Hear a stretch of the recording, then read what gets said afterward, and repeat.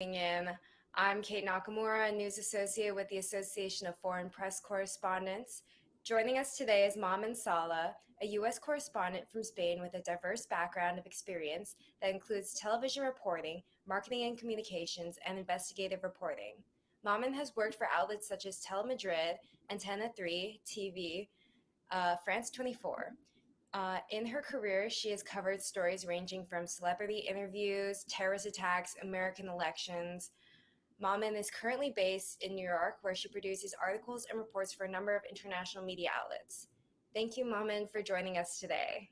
Thank you for the invitation. So can you speak more about your career in the U.S. so far? What has your experiences as a foreign correspondent covering U.S. affairs been like? I started to work. I was working in Spain for 10 years as a journalist, and then I came to United States to do something different. So that's why I started marketing and communication. But then after 3 years, I was like, oh, I'm missing my drug because the TV for me is like a drug. And then I came back to the TV, and then I started to work for a national TV channel in Spain, which is Telecinco, and combined with France 24, which is the French TV, public TV channel. But we have 4 channels: English, French, Arabic, and Spanish. So 4 years ago, the France 24 in Spanish started to be alive, and was a very nice experience because I never saw a channel born from the beginning. And it was a challenge. It was very, very exciting.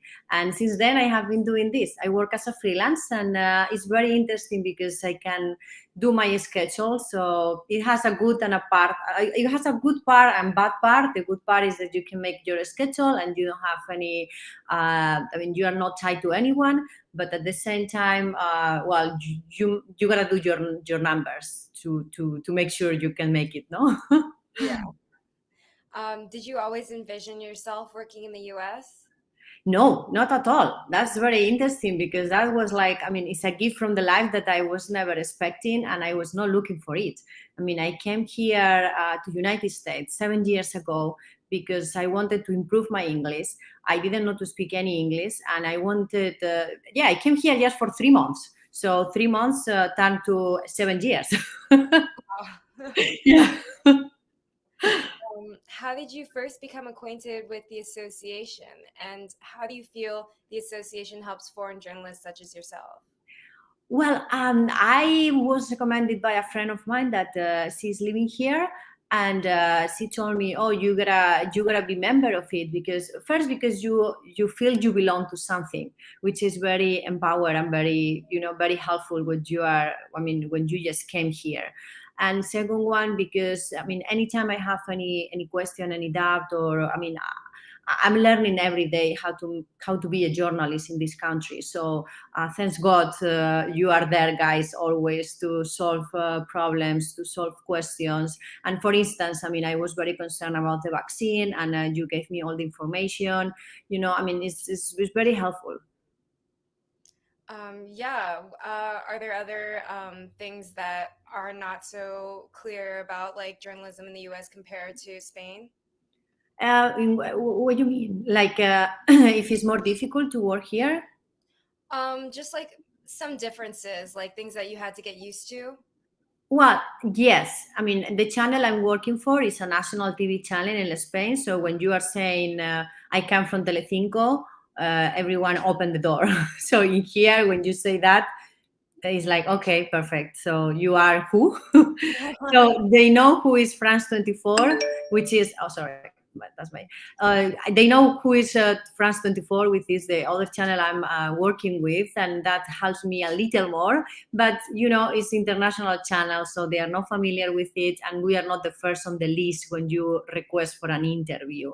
This is the first thing. The second one is that you work every day in another language that is not your language. So there is some delicate subjects that you want to make sure you understand everything very well. So sometimes I have to pay double attention because I don't want to make a mistake when I inform to my audience.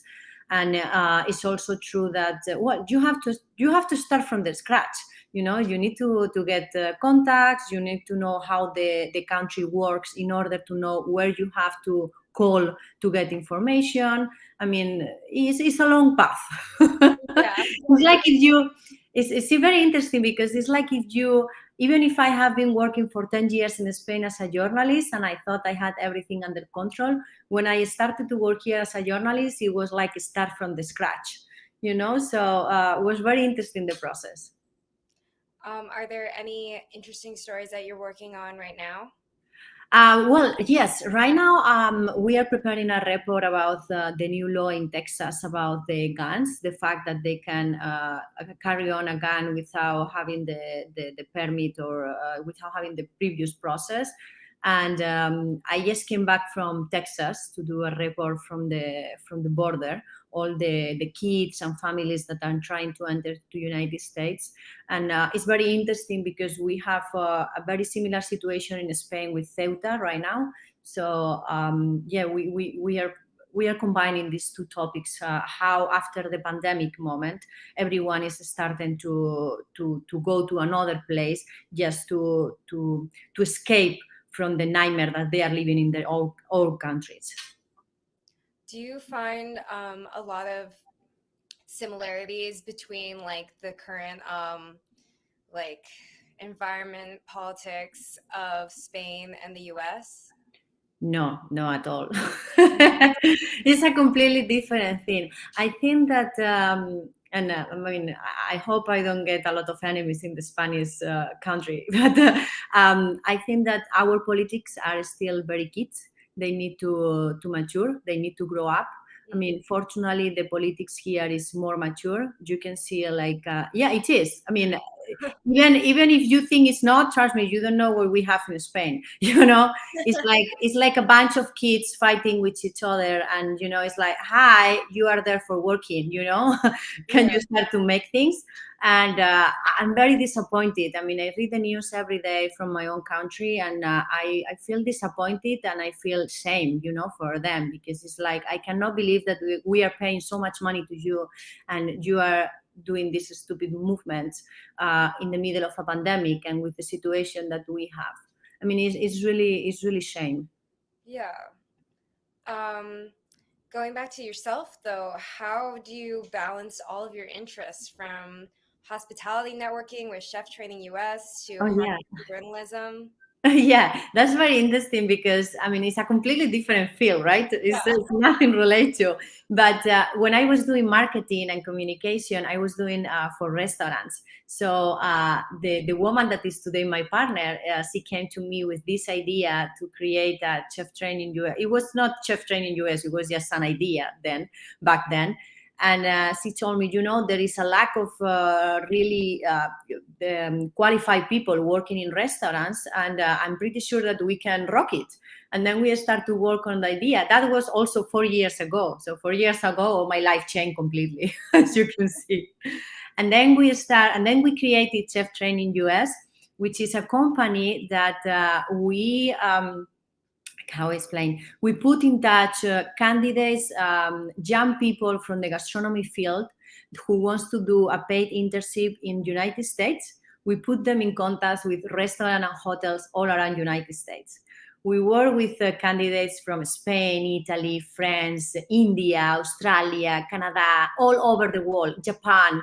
So it's so beautiful because I came here I came here with a student visa, and it was a constant fight for getting a visa and be able to stay in the country. So we want to make life easier for these people. And I mean, some of them are really good, and they are getting even a green card to stay in the country because they did a very long career. We brought here like 400 people already. So it's a very nice project, and I love because I like to combine two things, so I can learn a lot every day from both of them. Yeah. Is it hard to balance your freelance life and manage that? Yeah, it is. I mean, not a lot of hours of sleep. And also, I love to do a sport every morning. So it's like at the end of the day, trust me, I sleep like a baby. And it's also true that I don't have a schedule, so I work from Monday to Sunday. And it's also true that when I get vacation, I really get vacation, or at least I try. But as I always say, for me, it's not a job because I love both of them. I love chef training and I love to be journalist. So it's part of my daily routine. It's like to do a sport, it's not, it's not something mandatory, it's something I want to do. So it feels different.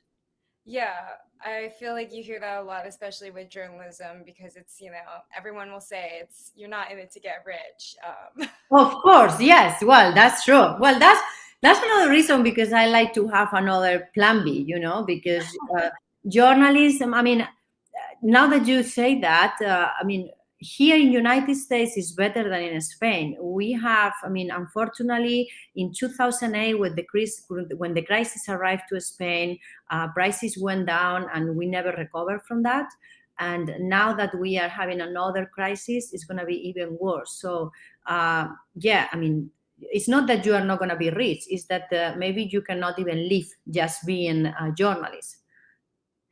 Yeah, it seems not only Spain, but just a changing tide in general around the world. Yeah, well, but let me tell you something.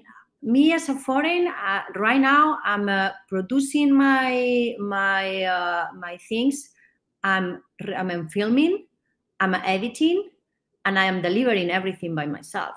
So so at the end of the day, it's like you can survive, but yeah, you need a plan B. Good advice. How do you feel that foreign correspondents can offer a unique perspective to stories that they cover about the United States? And also, what do you believe your unique perspective is? Well, I think that the good thing we have here is exactly we are foreigners seeing what is going on in this country as a foreign people. So, and this is the value that we have. Sometimes when I do a live connection, I like to, I mean, the main information everyone already knows. It's on all newspapers, it's in the all TVs, it's in the all radios. So probably the audience hear that information 7 times before I tell to them for the 8th time, right? So I like to add something that only me as a foreign based on New York can explain to you. And I think that this is what the audience is expecting for us. Don't tell me everything that I can read in any newspaper. Tell me how you are seeing these things. Always trying to be objective, of course, but it's. I have another culture. I grew up in another country. The way that I see things here, it might be completely different as how an American can see it. And I think that this is our value. Yeah. What do you think the most challenging part of working in the US is besides the whole language barrier? Well, the fact that it's very difficult to get interviews if you are not a very big outlet here. So they don't know you. There is, if you are in Spain and you are on foreign media, you might be. We have in Spain like 5, 6 foreign media, but here when you go to anywhere, there is like thousands of foreign media. I didn't even know that all of them exist. It's like I can understand people. Like for instance, AYPD. I tried to get an interview with them several times, and there is no way. I understand, and I see every day CNN, ABC having interviews with them. I can understand because we are foreign and you might have like thousands of people like me asking you for an interview, but it's so difficult for us, to work like this. Yeah. So you need to be creative and find another ways to explain the same information without having that police telling you. Okay, yeah, understandable. Like connection wise, it it must be good to have like the association. Like, do you ever use other people in the association like for those interview connections? Yeah, of course. You have to explain things. So at the end, what you do is like, well, you explain by yourself, like based on where people, where whoever say, this is the information, or you go to, I don't know, to the groups of people who are helping. I mean, I always, I mean, most of the time I'm trying to screw my mind, to find a way to explain it and to have testimonies and to have interviews, because I cannot have the formal and official people. Yeah. Yeah. So tell me a little bit about how your background in criminology plays a role in your reporting, specifically in the case of your work with Equipo de Investigación. Oh yes, yes. So when I finished journalists, I realized that we were a lot of people who finished journalists. So I was like, okay, we are a lot. There is not a lot of jobs, so I gotta make a difference. And back then, I loved to work in investigation and also in court topics. Like the trials and these kind of things.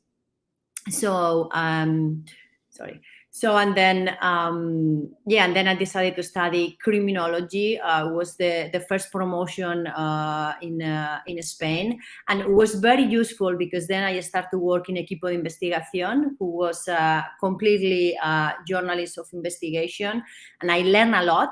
And it helps me a lot also for the future, because one of the things that the criminology has is that you have to pay attention to the details. And that has been going with me for a long time. And that helped me a lot. And I met a lot of people in my studies, very interesting people working in the police department, which it helps me a lot as well in Spain. So I might do the same here in the United States. Maybe I get my interview with the NYPD. Yeah, I mean, if you audit some classes at John Jay, everyone there who graduates works with the NYPD. So yeah, exactly. Not a bad idea. Maybe that's the way. Yeah. Your career is so diverse and expansive. You've interviewed celebrities such as Penelope Cruz, Kevin Costner, as well as having covered major events such as the ETA terrorist attacks. What has been the most exciting part of your career so far? I will say here in the United States, because everything that happened is big. I mean, I love, it's like big, very intense, very exciting. I don't know.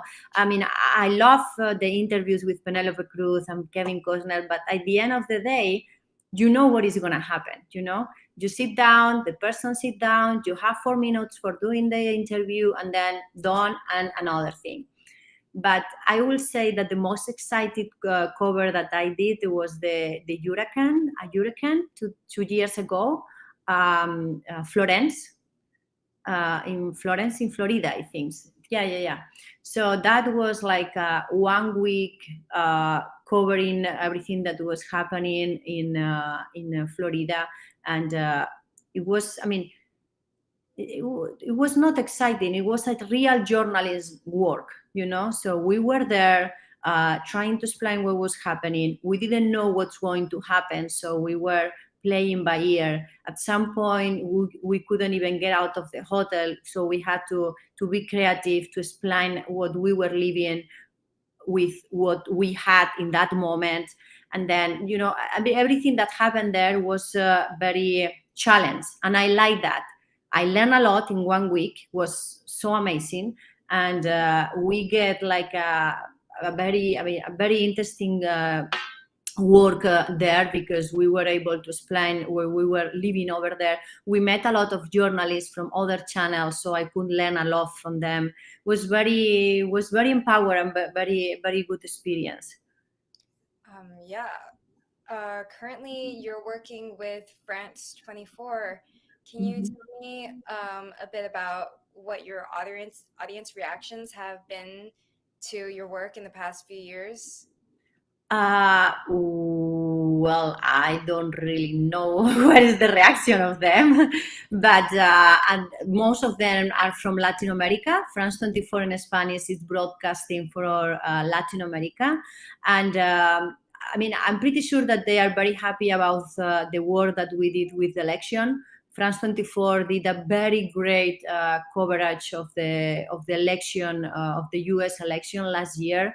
We were doing a program traveling around the most important states during the elections, for 30 days. That was so amazing. And we could really show Latin America, which is the real America, because sometimes we only saw what is going on in New York, what is going on in Los Angeles, Miami, and Washington. And this is not just America. America is also, the deep Texas. America is also, I don't know, other states. It's not just New York and Miami, So I really like it because I was able to know, and I was able to know why 4 years ago people vote Trump, and I was able to know why the country was so polarized and so divided. So it was very interesting to get out of this oasis that is New York. Yeah. What has been the most surprising part of working in the US for you? Is there anything you feel like you still can't really get used to, or? No, I like. I like everything because it's new. When something is new, I get very excited to learn something different. Everyone here is very well organized. And I like. Yeah, I like. I don't know if I'm coming from a place like this more happy, but everything here is very well organized. Like, they don't give me the interviews, but they always offer me a B-roll, and it's a perfect, a fantastic B-roll. That's great. It's a very practical country. We don't waste time. And okay, we cannot give you the interview, but we don't want to say to you no. So we give you the B-roll, and you can do something with it for sure. There is always an option here. It's not just no and that's it. No, there is always a plan B, and I like that a lot. Okay. I understand what you're saying. It's very funny hearing America is mature in politics and put together. I know. So can you imagine where I'm coming from? Oh, I love that perspective. All right. So to wrap this all up, what is your advice to young journalists who may want to work abroad? I will say that don't hear the people that says that you cannot make it. It's very difficult. You don't have contacts. That's not true. I came here without nothing. And when I say nothing is no English, no money, no friends, no plan. And I am here. I'm super happy. And I made it, because I didn't have any, I didn't believe these people who were saying, oh no, how you are going to do that? How you are going to leave this situation that you have right now so comfortable for going there without nothing, that it can be wrong. And don't listen to them. This is the people that never get anything on life, so the people that stays in the comfort area.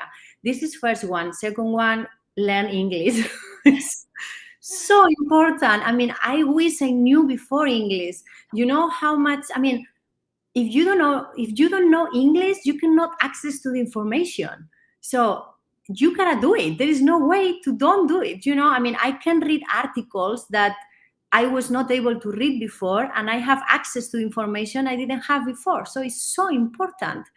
And another thing is like learn to do everything. Unfortunately, journalism is not what it used to be. Like you were journalists and you were just in front of the camera doing content. We are going to a new era in which you have to do everything. It's not that I agree with it, because I think that you cannot. We say in Spain, you cannot. It's a very difficult translation, but you cannot be doing everything at the same time and do it well. So that's why I disagree. But the truth is that they are asking us to do that. They are asking us to record, they are asking us to edit, and they are asking us to have enough brain to be talking at the same time. We are paying attention to the technical part. So try to learn all that you can, and especially always believe on yourself. If you don't believe on yourself, no one else is going to do it. Especially in this country. It's true. This is the country of opportunities, but the first opportunity is start with yourself. Really good advice. I think all 3 points really good. Thanks. Thank you so much. Are there any last things that you want to talk about? Maybe plug any websites? No. I am online in all social media as Mamen Sala, and if you want to follow me, I'm not very active in journalism topics in social media, because I do a lot of work out of the social media. So I Yeah. try to relax. Yeah. So, but I mean, anything that someone who wants to come here as a foreign journalist and I can help, I will be more than happy. I had a lot of support and help when I tried to do my thing. So I am very happy to return this favor. Yeah, great. Thank you so much for joining us. Thank you to everyone Thank you. watching. Um, that was great.